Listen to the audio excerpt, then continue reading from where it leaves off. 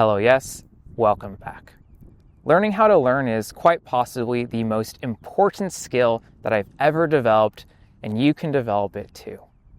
Back when I was still doing my PhD, I worked in a field of study known as metacognition, which is just your ability to be aware of how you learn. It's knowing what you know and what you don't know. It's being aware of what you do and what you don't do. It's knowing how to respond to that awareness in order to adjust your learning process to be better. The research has very consistently shown that students who think metacognitively across pretty much all subjects and all skill levels learn faster and better than students who don't think metacognitively. And if you want to think metacognitively, there's some important things that you should know. The first one is this, which is simply that metacognition is really just learning how to learn. The easiest way I can illustrate this is if you imagine your ability to do something over time. You've got the y-axis, which is your skill level, and you've got the x-axis, which is time. Anytime your skill goes up, the slope of that increase, well, that's learning. That's the velocity of your skill level. And like velocity, you can also plot that on a chart with the learning on the y-axis and the x-axis being time again. And if you see the changes in your learning, the slope of that, that's metacognition, or the acceleration of your ability to do something. Learning allows you to increase your abilities. Metacognition allows you to learn even more effectively. The second important thing to know about metacognition is that metacognition requires you to know what an effective learning process looks like. Over the course of thousands of years, people have figured out on their own effective ways to learn, and over the past decades, learning scientists have modeled what that process should look like. There's different ways you can slice the pie, but when it comes down to it, there's basically only three elements. You plan what you want to learn and how. You do the thing that you want to learn, and then you reflect on how that all went so that you can adapt and do it all over again. You do that consistently and frequently, and you will learn. Of course, I'm oversimplifying here, but that really is most of what you need to get all the way there, or most of the way there. Any kind of planning, any kind of doing, any kind of reflecting, it's good as a start. The third important thing that you need to know about metacognition is that metacognition is hard, and that most people will struggle to do it when they first get started. Learning in and of itself is difficult, and if you think back to planning and doing and reflecting, there are a million different situations where people won't be able to do that consistently and frequently, at least very easily. All those reasons are their own video, but you can think of situations in your own life where there's something that you're supposed to do that you don't do because emotions get in the way, or you run out of energy, or maybe life just throws you a curveball. Learning is hard, and when you wrap it in metacognition, even more things that you need to do frequently and consistently every single time you want to get better at something, it makes the load even heavier. All of that to say, if you try and think metacognitively, just be prepared for things to not go your way right away. So, all right, you know some important things about metacognition, but how do you actually learn to do it? Well, the way you learn to think metacognitively is no different than the way that you learn to do pretty much anything. You plan, you do, and you reflect.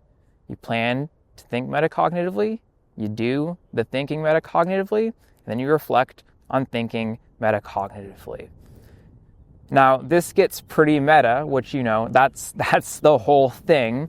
But if I were to break this down into very concrete steps, I would put it this way. The first thing is, before you try and get better at something, try to remember to plan, do, and reflect. Remembering to do that, that's your plan to think metacognitively. Then, second, sometime later, you're going to actually try and do the planning and doing and reflecting. You're going to plan the thing that you're trying to learn, you're going to do it, and you're going to try and reflect. Being aware of that as it's happening, that's you trying to do thinking metacognitively. And then finally, third, when all of that is done, you're going to look back and you're going to ask yourself, well, did I plan? Did I do? Did I reflect? And if you did, how did you do each of those things? That final step, that's you reflecting on thinking metacognitively.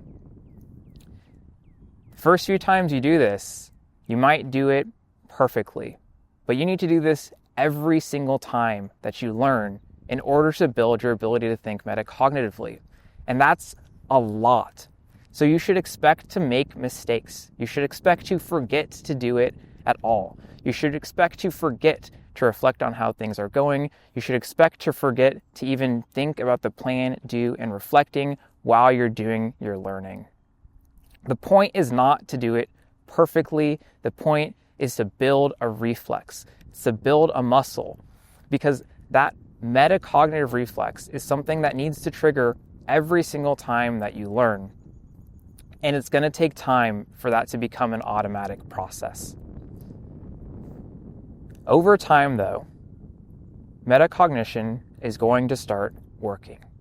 It won't help your learning right away, but slowly but surely, you'll become aware of the things that you do, and more importantly, the things that you aren't doing that you should be doing. That will enable you to start making changes to your behavior. And as those changes start rolling in, you'll start overcoming learning obstacles that you faced in the past. And of course, by doing all of that, you'll start being able to learn more effectively. Watching that whole process pan out in front of you, knowing that it's something that's happening because of deliberate, small but significant changes that you are making, is incredibly gratifying. I can only speak for myself, but I think that being able to witness all of that and know that you're the one behind it is one of the best feelings in the world. I feel very lucky to have stumbled into studying metacognition, because doing so has helped me build an agency that has given me hope and joy in my life. And for that reason, I am eternally grateful for it. You should probably try and become metacognitive too. It's a tall order, and I can't make you do anything, but I really think that anyone who wants to get good at anything should try and do it.